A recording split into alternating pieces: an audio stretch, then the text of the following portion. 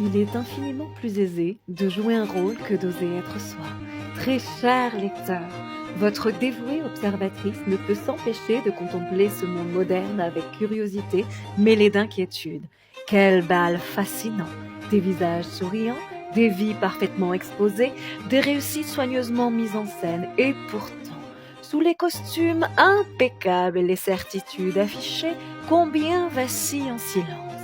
Il faut aller bien, il faut réussir, il faut posséder, il faut correspondre, une maison conforme, une voiture valorisante, un mariage rassurant, une image irréprochable et surtout, ne jamais laisser transparaître le doute. On achète pour combler, on s'endette pour paraître, on consomme pour anesthésier, mais l'excès n'a jamais guéri le vide. À force de vouloir être validé, on se déconnecte. À force de vouloir impressionner, on s'oublie. À force de vouloir contrôler l'image, on perd l'accès à l'être.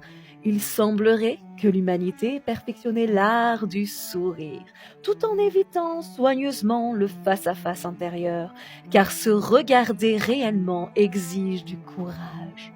Courage d'admettre que l'on ne va pas si bien, courage de reconnaître que certains choix n'étaient pas les nôtres, courage d'avouer que l'on a suivi un scénario transmis sans jamais l'interroger.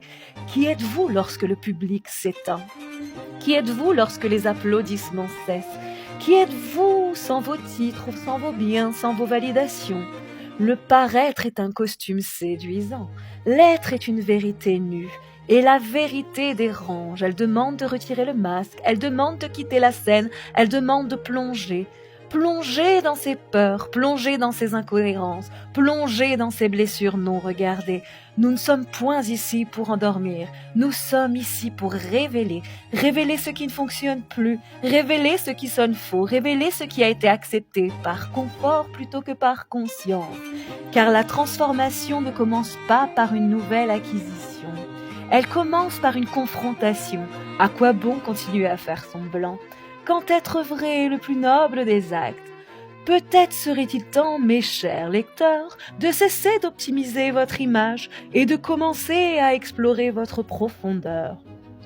Le monde n'a pas besoin de version impeccable, il a besoin d'être lucide, et cela demande un courage que peu osent incarner. Avec une plume qui observe, qui secoue et qui espère, Lady Coralie.